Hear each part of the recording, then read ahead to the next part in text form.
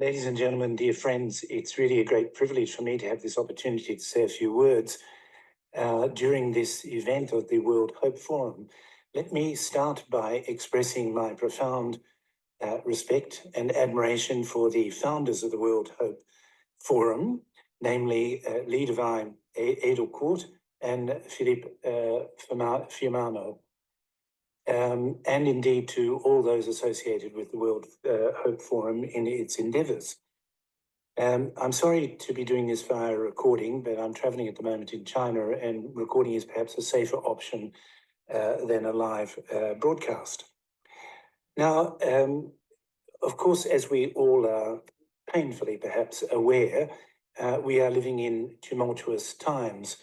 And one of the features or dimensions of these tumultuous times through which we are living is, of course, the very profound technological transformation that we are witnessing. And it is affecting the whole of our economy and our society. When we are in the middle of such a transformation, it's very difficult to evaluate its true impact and effects. For example, the term industrial revolution was first coined in 1874 by Arnold Toynbee, some 100 years after the Industrial Revolution had indeed commenced.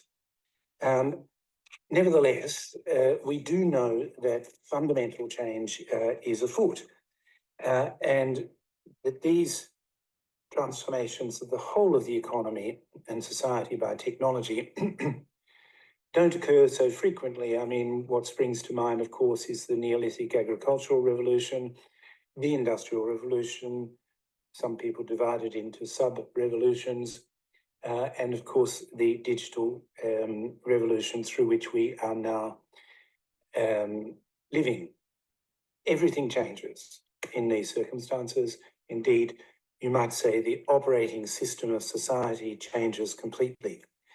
Now, what we do know about these sort of transformations, the change of the operating system, is that there is a tendency for those in the new operating system to treat with disrespect and neglect all those who preceded and who belonged to a preceding operating system. Of course, I'm being very kind to ourselves now by saying disrespect and neglect.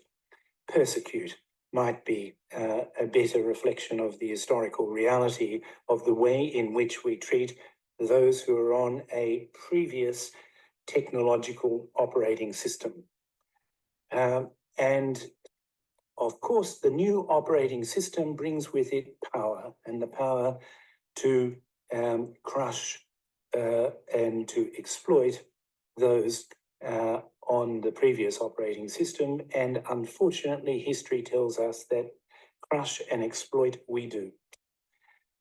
Now, fortunately, there are some moves and some brave souls about to arrest this tendency that we see repeated in history and to say, stop, let us find ways of preserving the values of the old operating system and allow peaceful coexistence between the two. Monica Moysen-Botha, of course, is one of these brave souls, but there are fortunately many, and there are international processes that are underway, for example, at the World Intellectual Property Organization and at the COP, the Committee of Parties on Biodiversity, recently meeting in Cali in Colombia. I would emphasize that this task of treating with absolute respect and crediting all the works of the former operating system and those still operating on that basis is an extremely difficult task. And it's an extremely difficult task, as we all know, I think, for many reasons. For one, it involves the meeting of totally different value systems. The values of the pre-industrial against the values of the post-digital, for example. Or, as is often said, a value system, the meeting of a value system based on kinship and custodianship as against value systems based on contract and property. And that's what we see most commonly now.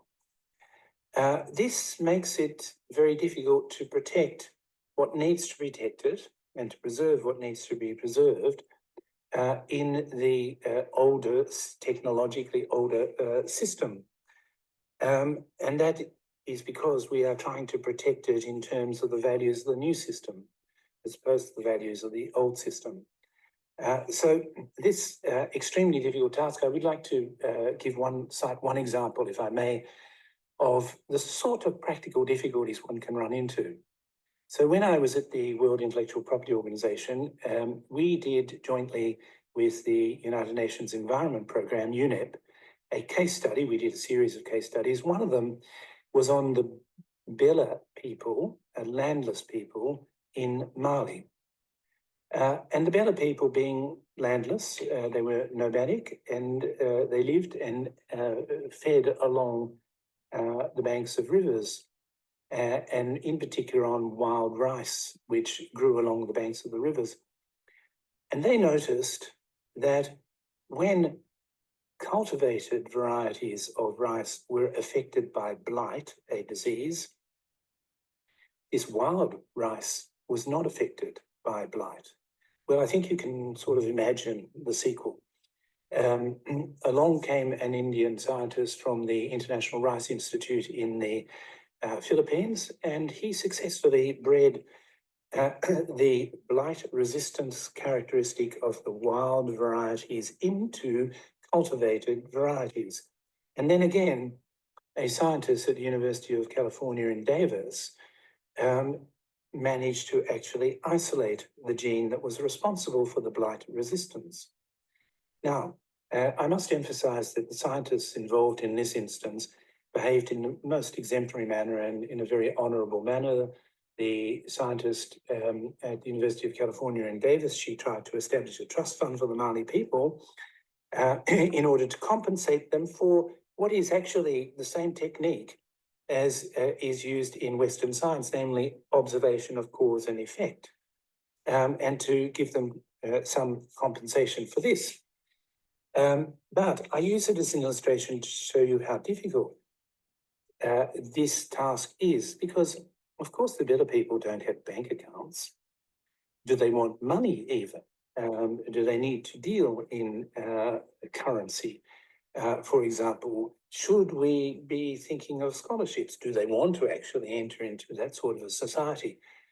So we treat them, or the task, if you like, in accordance with the values of our system, what we consider maybe to be important, and we try to deal with the values of a completely different system in this way. So it reminds us, this case study in particular, also reminds us that genetic resources are extremely important repositories of information and of knowledge. And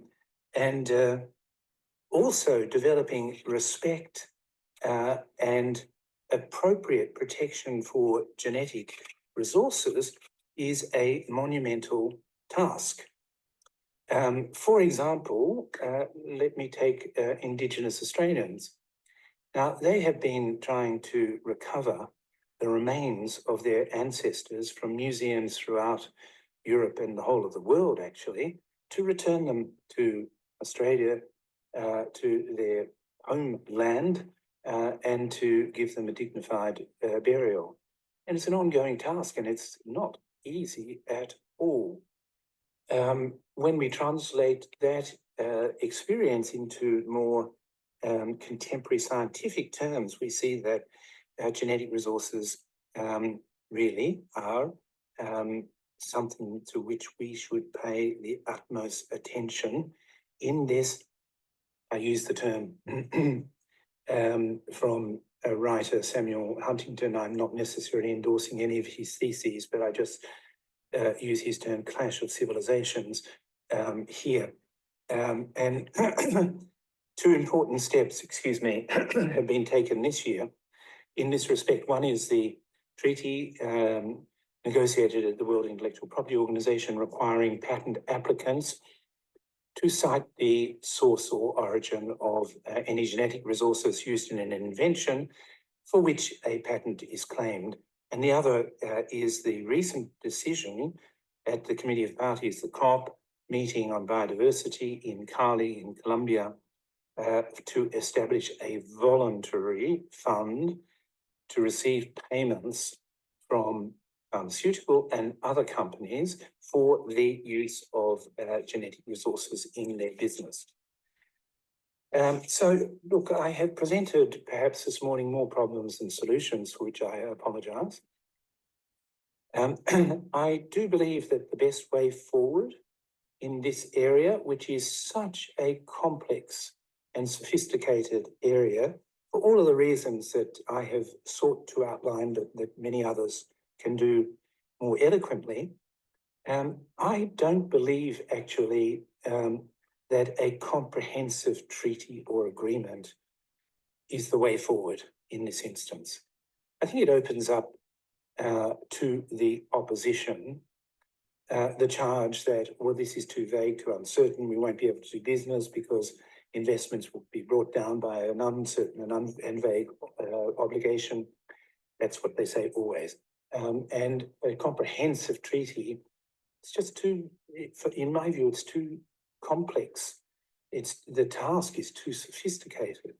But what we can do is to identify specific problems and to address those specific problems. I give you one example: sacred names. So Crazy Horse is the name of a venerated Sioux warrior in what is now the United States of America. Crazy Horse is also the brand of a strip club in Paris.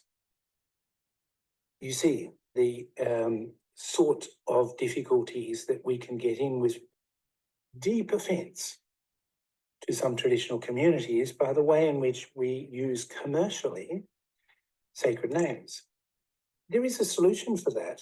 You know, every trademark legislation in the world has as an annex a list of prohibited names. They usually relate to the state. You can't use in commerce certain state insignia and names. Here's a solution. Here's a way forward. So practical, specific problems. Identify what's the problem, and then let's find a solution together. And I think, at least in my view, this is probably the best way forward in building a respectful interface between different value systems, which is the essence of, I think, what we are trying to do. And just one final word. All multilateral endeavours, when we're trying to get agreement across a very divided and increasingly divided in certain respects world, are complex exercises. They're very difficult exercises, of course, and misunderstanding and distrust abounds. But I would like to highlight the role of non-state actors, civil society, however we wish to call it, in these processes. They can be extraordinarily important, and they have been in the process underway at WIPO, and they have been in the processes within the auspices of the Convention on Biological Diversity. So the World Hope Forum really provides some hope here of dedicated, committed people who can inform discussions and advance discussions. Well, I thank you very much. It has really been a privilege to have this opportunity, and I wish you a very successful forum today. Thank you.